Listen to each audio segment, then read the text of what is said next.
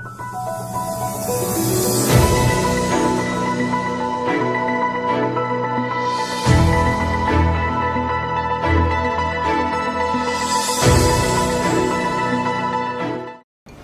दर्शकों, मैं हर्ष कुमार आपका स्वागत करता हूं न्यूज़ 28 चैनल पर।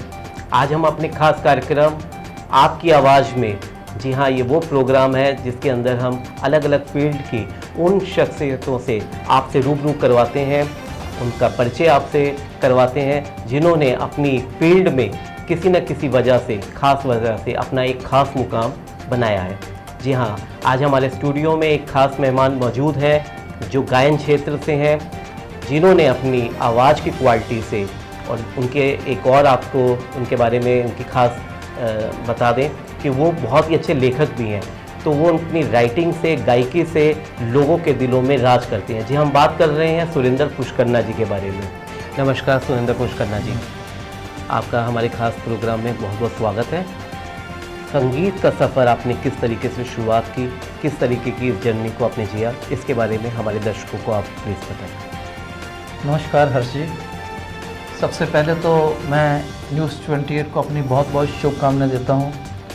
ये चैनल मैं काफ़ी दिनों से देख रहा था और मुझे ये पता नहीं था कि मुझे भी एक दिन यहाँ पे बुलाया जाएगा। मेरी बहुत बहुत शुभकामनाएं हैं दर्शकों के लिए भी और इस प्रोग्राम के लिए भी। जहाँ तक संगीत का सवाल है, ये एक कुदरती देन है और मुझे तो वाकई में ही मुझे ऐसा लगता है कि जैसे सरस्वती माँ ने मुझे खुद आकर ये आशीर्वाद दे दिया हो कि चलो बेटा, आपने भी संगीत की दुनिया में कहीं ना कहीं कदम जरूर रखोगे। लेकिन वो दौर था, घर में कोई ऐसा खास माहौल नहीं था, लेकिन फिर भी हमारे पेरेंट्स, फादर हमारे या मदर, वो बहुत शौक़ रखते थे कि चलो हमारा बच्चा अगर गाता है तो चलो इसको कुछ संगीत की शिक्षा या, लेकिन तब भी ऐसा कुछ हुआ नहीं। तो छोटी सी बात है, मैं आपको बताता हूँ कि एक धार्मिक कार्यक्रम के अंदर मुझे जाने का, अपने पेरेंट्स के साथ जाने का मौका मिला। वहाँ से मैं जब वो सुन के आया तो वो भजन मेरे दिमाग के अंदर ऐसा जहन हुआ, तो अब दूसरी या 5वीं क्लास का बच्चा वो कितना बोलेगा, बिना पेपर पे लिखे मैंने वो भजन घर आके सारा रिपीट, मेरे कहाँ से आया मुझे पता नहीं। तो मैंने बोला तो लोगों ने भी सुना, बड़े हैरान हुए कि छोटा सा बच्चा बिना पढ़े, बिना याद किए और पूरे सुर ताल के अंदर बच्चा बोल रहा है। तो ये एक ईश्वरीय देन है। संगीत जो है ना, ये एक बहुत बड़ी कुदरत की देन है, अथाह समुंदर है। ये संगीत बहुत विशाल है, इसका सीखना, सिखाना मुझे नहीं लगता शायद संपूर्ण रूप से इसको कहीं पाया हो, लेकिन एक समुद्र है, क्योंकि वहाँ से जो भी निकल के आया है, दिल से निकल के आया है, उस परमात्मा की कृपा हुई है, माँ सरस्वती का जिसने आशीर्वाद दिया है। तो वो एक संगीतकार, एक अच्छा गुणी गायक और एक अच्छा जो भी संगीत के विषय में आ सकता है, उसको मिला है। आपने अपने सफ़र में ये बताया कि शुरुआत आपने किसी एक ऐसे मुखड़े से, ऐसे गीत से की थी जो आपके जहन में उतर गया था। उसके बाद आपको इस दुनिया में, संगीत की दुनिया में वो आगे बढ़ाता चला गया और माँ सरस्वती की कृपा भी आपके ऊपर रही। तो वो गीत के क्या बोल थे वो भी हमारे दर्शकों से रूबरू कीजिए, और इसके साथ साथ अपनी जर्नी के बारे में भी बताइए कि आपने अप डाउन्स इसमें कितने देखे और कैसे इस सफ़र को आप आगे बढ़ा रहे हैं। ये भी आपने एक बहुत अच्छी बात पूछी है, और यहाँ भी मैं बात वही कहूँगा कि माता का ही आशीर्वाद था जो मुझे वो मिला। ऐसा हुआ था हर्ष जी, उस वक्त मैं दूसरी या तीसरी में पढ़ता हूँगा, तो हमारे किसी फैमिली नॉन के अंदर ही एक माता की चौकी उस वक्त काफ़ी हुआ करती थी, माता का कीर्तन था। तो वहाँ पे काफ़ी लोग थे, तो मैं भी उसके अंदर शामिल हुआ, परिवार की तरफ से गए थे। वो लोग माता की कुछ भेंटें गा रहे थे, अच्छी अच्छी गुनगुना रहे थे, काफ़ी देर तक वो प्रोग्राम चला। तो जैसे ही मैं घर पे आया, वापस आया, तो मैंने वो वहाँ पे एक माता की भेंट बोली गई थी, दुबट्टा शेरा मलिदा बाबा। आप यकीन कीजिए, बिना लिखे, बिना किसी सुर ताल के वो भेंट मैंने आके पूरी अपनी मदर को मैंने सुनाई। तो मेरी मदर भी हैरान हुई कि उन्होंने पिताजी को कहा कि ये कहाँ से सुन के आया। पिता ने बताया कैसे हम गए थे वहाँ, तो वो बोल रहे थे। लेकिन उस भेंट के अंदर एक बड़ी अजीब सी बात थी कि उस भेंट के अंदर लगातार एक ही सांस के अंदर कुछ रंग बोले जाते हैं। 17-18 जितने भी रंग थे, मैंने भी अब तक काउंट नहीं किए। वो मैंने सारा एज इट इज़, वो जब मैंने बोले तो मेरे परिवार वाले भी हैरान हुए। तो नेचुरली अब मैं आपको थोड़ा सा सुनाता हूँ क्या था वो। शुरुआत में क्या था,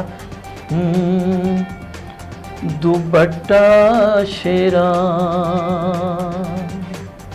वालिदा वाह वाह, दुपट्टा शेरा वालिदा वाह वाह, दुपट्टा जी दुपट्टा शेरा वालिदा वाह वाह।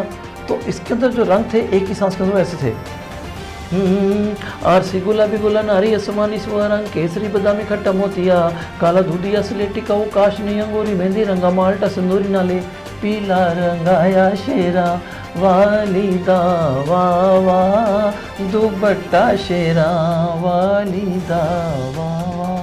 बहुत खूबसूरत, बहुत खूबसूरत। आपकी आवाज़ में वाकई में वो तरंग, वो स्वर, वो सब चीज़ें हैं और माता रानी का, माँ सरस्वती की बहुत ही कृपा आप पर है। आपने जीवन में गायकी के साथ साथ आपने अपना जो जीवन जिया, जहाँ तक मैं आपके बारे में जानता हूँ, आप एक सरकारी जॉब में भी रहे। तो क्या आप जॉब को देखते हुए, घर के घरेलू चीज़ों को देखते हुए अपनी इस हॉबी को आपने कितना परवान चढ़ाया, कितने अप डाउन्स आए, इसके बारे में भी हमें प्लीज़ बताएं। जैसे जैसे हमने जवानी में कदम रखा, मेरी सरकारी जॉब लग गई, रेलवे के अंदर हमने काम किया, लेकिन संगीत तो एक ऐसी चीज़ है ना, ये तो साथ ही साथ चलती रही। बहुत शौक़ था, काफ़ी शौक़ था, और उस शौक़ को मुझे आगे पूरा करने के लिए मौका मिला, मेरे ऑफिस वालों ने मुझे वो मौका दिया।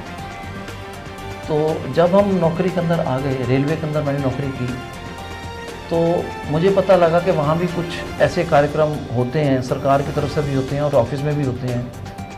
तो पहले तो एक दो जगह पे कुछ पार्टीज़ थी, गेट टुगेदर था, मैंने वहीं पे कुछ फिल्मी गाने ऐसे लोगों को सुनाए, उनको मेरी आवाज़ अच्छी लगी कि सुरेंद्र जी आप बड़ा अच्छा गाते हो। तो एक बार हमारा ऑफिशियल फंक्शन था, वहाँ पे मुझे मौका मिला एक क्वायर के अंदर गाने का। तो मुझे अभी भी याद है, वंदे मातरम मेरे से गाया गया था, जो लता जी एक बहुत बड़ी हस्ती हैं, उन्होंने गाया था पहले। तो एक क्वायर के अंदर मैंने वंदे मातरम गाया था, जो भी काफ़ी वो भी पसंद किया गया सबसे पहले। तो यहीं से मेरी शुरुआत हुई और आज मैं इस मुकाम पे है। बहुत खूब सुरेंद्र जी। मैंने जहाँ तक सुना है आपके बारे में कि आपने एक संस्था का गठन भी किया, क्योंकि आप जैसे कई लोग हैं इस संसार में, इस दुनिया में, जो सोचते हैं कि हम गाते भी हैं, गुनगुनाते भी हैं, तो उनको भी लगता है कि कोई ऐसा प्लेटफार्म होना चाहिए, क्योंकि हर कोई एक बहुत बड़ी पर्सनैलिटी गायन क्षेत्र की नहीं बन सकता, लेकिन वो बनने की इच्छा उसके मन में हमेशा लगी रहती है। तो ऐसे लोगों को मंच देने के लिए आपने भी एक मंच को तैयार किया, है ना? उसके बारे में भी हमारे दर्शकों को आप प्लीज़ बताएं। और आप राइटिंग भी बहुत अच्छा करते हैं गायन की, आप लेखनी भी बड़ी आपकी अच्छी है, आप बड़े अच्छे जो लिरिक्स हैं वो आपके बहुत बढ़िया होते हैं, और उसको सुनने के बाद आपको बड़ी वाहवाही भी मिलती है। और वो किस तरीके से आप सिमिट्री रखते हैं कि आप लिखते भी बहुत हैं और फिर गाते भी हैं, गुनगुनाते भी हैं, और अपने जो संस्था आपने बनाई है उस संस्था के बैनर के नीचे और लोगों को भी चांस देते हैं। प्लीज़ इसके बारे में भी हमारे दर्शकों को आप प्लीज़ बताएं। उसके जवाब में मैं यही कहना चाहूँगा कि संगीत का क्षेत्र के अंदर आगे तक आना, ये अपने आप में एक बहुत बड़ा चैलेंज होता है। काफ़ी काम करना पड़ता है, काफ़ी समझना पड़ता है, क्योंकि इसको सीखना पड़ता है, बिना सीखे संगीत नहीं आता, ये तो पक्की बात है। तो मैंने कुछ लोगों से, अपने दोस्तों से ही सलाह मशवरा किया, सीखा थोड़ा बहुत, जितना हम गुनगुनाते गए, जितना हम काम करते गए, आगे बढ़ते गए। कुछ वर्जन्स भी, उस वक्त दौर था वर्जन गाने का, रफ़ी साहब के और दूसरे लोगों के, मुकेश के। सबसे पहले मुकेश जी के गाने में बहुत खूबी से गाया करता था, लेकिन बढ़ते गए, रियाज होता गया, चलते गए। रही सुर मित्रा तक आने की बात, तो इसकी फाउंडेशन भी मैंने काफ़ी पहले सोच ली थी। मेरे साथ कुछ लोग थे जो साथ ही मेरे कुछ बजाने वाले थे, कुछ गाने वाले थे। सबसे पहले हमने वहाँ पे एक सुर सरिता नाम से एक छोटा सा ग्रुप बनाया। सुर सरिता के अंदर हम लोग प्रोग्राम किया करते थे, कभी बाहर भी किया करते थे, कभी घरों में भी किया करते थे। उसके बाद जैसे जैसे समय चलता गया और मैं सर्विस से भी बाहर आ गया, तो मैंने देखा काफ़ी लोग संगीत के क्षेत्र में आना चाहते हैं। कई लोग मेरे जानकार थे, तो मैंने उसका नाम ही संस्था का दिया, सुर मित्र। जो सुरीले हैं, जो संगीत सीखना चाहते हैं, जिनको माता सरस्वती आशीर्वाद देना चाहती हैं और वो काम नहीं कर पा रहे, वो बेचारे आगे नहीं आ पा रहे, तो सुर मित्र एक ट्रस्ट हमने इसका अभी अभी इसका शुरुआत की है। इसके अंदर हम वो लोग लेके आते हैं जो कि हम उम्र भी हैं, मेरे से छोटे भी कई लोग हैं, बच्चे भी हैं, और सभी को मैं मौका देना चाहता हूं और वो लोग आते भी हैं। इसी सुर मित्र के अंदर मैंने 4-5 प्रोग्राम भी हम कर चुके हैं। फिल्मी बेस्ड प्रोग्राम हैं, कुछ धार्मिक प्रोग्राम हैं जो कि मैंने किए हैं, और इसके आहिस्ता आहिस्ता हम इसको आगे बढ़ा रहे हैं। बहुत खूब, सुर मित्र के बारे में आपने बहुत ही अच्छी जानकारी हमारे दर्शकों से रूबरू की। देखिए, आप पुष्करनाथ साहब बहुत अच्छे गायक तो हैं ही हैं, आप लिरिक्स भी बहुत अच्छा लिखते हैं। ये कोरोना काल का इस समय चल रहा है, तो ज़रूर आपके जहन में कोरोना को भी लेकर कोई ना कोई ऐसी आपने लाइनें लिखी होंगी, कोई ऐसी कोई गीत को बोल दिए होंगे, तो वो भी हमारे दर्शकों को आप प्लीज़ बताएं कि कोरोना महामारी का जो डर है जिसको लेकर लोग जी रहे हैं, तो वो किस तरीके का आपने इसके ऊपर काम किया, ये भी हमारे दर्शकों को प्लीज़ बताएं। शुक्रिया हर जी, आपने जो पूछा है मैं बताता हूँ। कोरोना काल के अंदर क्या हुआ, हर आदमी घर के अंदर बंद हो गया, और मुझे लगा कि कोरोना के विषय में भी लोगों को बताना चाहिए अपने गीत के ज़रिए। तो मैंने वैसे तो 4-5 गाने लिखे। एक गाना मैंने लिखा था, घर में रहना, एक संदेश था। लेकिन जो अभी आपने पूछा है, मेरे दिल को छूता भी है गाना वो। ये गाना अभी हम करने जा रहे हैं। वक्त की आंधी कैसी चली है, बंद खिड़की दरवाज़ा बंद है। वक्त की आंधी कैसी चली है, बंद खिड़की दरवाज़ा बंद है।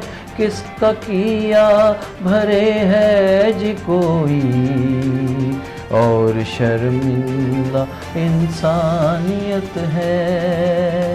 वक्त की आंधी कैसी चली है। बहुत खूब।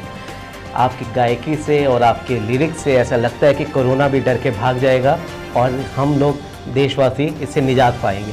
तो देखा आपने कि एक अच्छे गायक, एक अच्छे लिरिक्स जो बहुत ही अच्छा लिखते हैं, बहुत ही अच्छा गाते हैं, इन्होंने अपनी ज़िंदगी के सफ़र को आपके साथ रूबरू किया अपनी ही आवाज़ में, जो हमारा प्रोग्राम भी कहता है कि आपकी आवाज़। जी हाँ दर्शकों, मैं हर्ष कुमार धन्यवाद करता हूँ अपने चैनल के द्वारा। आपका बहुत बहुत धन्यवाद। थैंक यू हर्ष जी, बहुत बहुत शुक्रिया।